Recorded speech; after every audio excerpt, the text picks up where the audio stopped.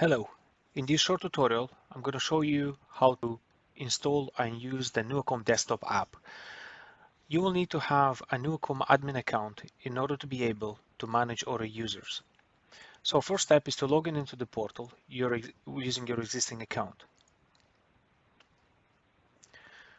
To add new users, you need to go to Settings, Users, and press the button Add User. Here you need to enter the new user details. So I'm going to create an account for Joe.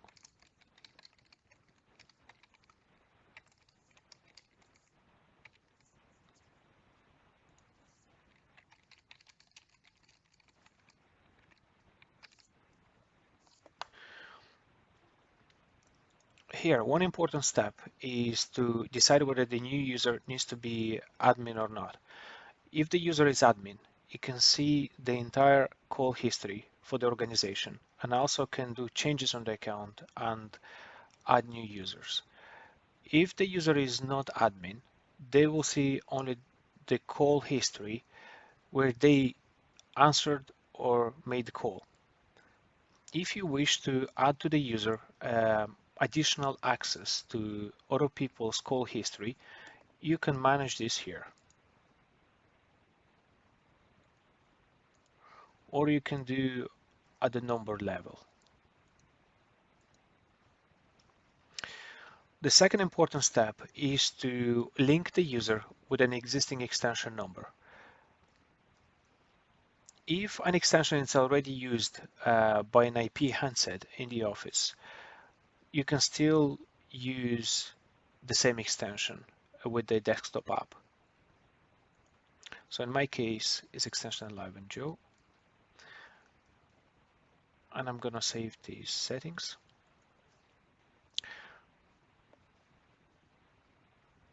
Now the user will receive an email to confirm his email address. After this, the status of the user will change to active. Okay, so next step is for the user to go and download the NUACOM desktop app. For this, he needs to go to the NUACOM website, press on Phones and Apps, Our Softphone and Other Apps, and choose whether it is a Windows or Mac version. In our case, it's going to be a Windows version.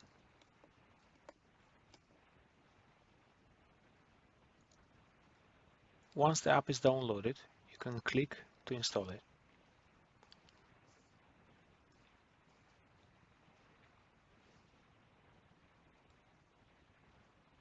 Now, when the first time it opens, it asks the user to log in. So in our case, Joe is going to log in with his account.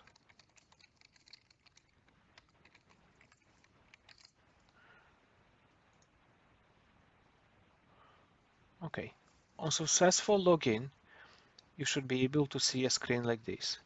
So here we have the teams. This is the list of the extensions or the users that are currently on the account. You can press the little star button to add an extension to the favorite list in case if the entire list of extension is too long. The benefit of doing this is you will also be able to see when this user is on the call. There is a red little circle here will indicate that the user is currently on a call, and green means they're not. When it's gray, it means that that extension is currently offline.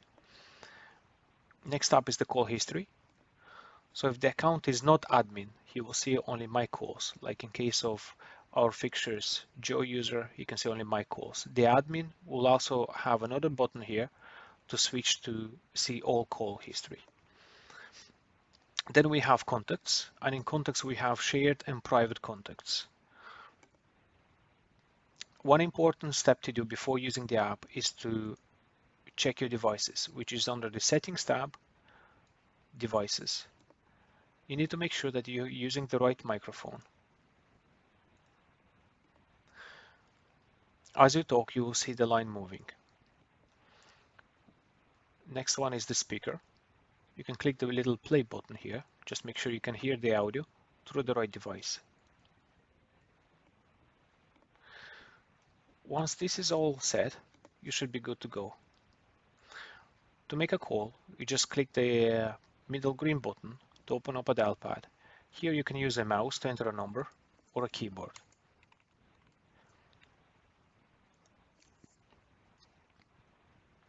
To check the voicemail, you can press the little voicemail button. During the call, you have few buttons. The first one is to transfer a call, mute,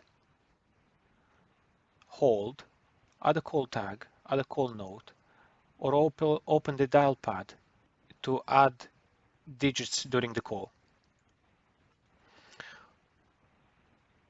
To check what extension number this app is using at the moment, you click on settings and you see the last digit in bold. So this is extension 11. This is all for now. Thanks for watching and have a good day.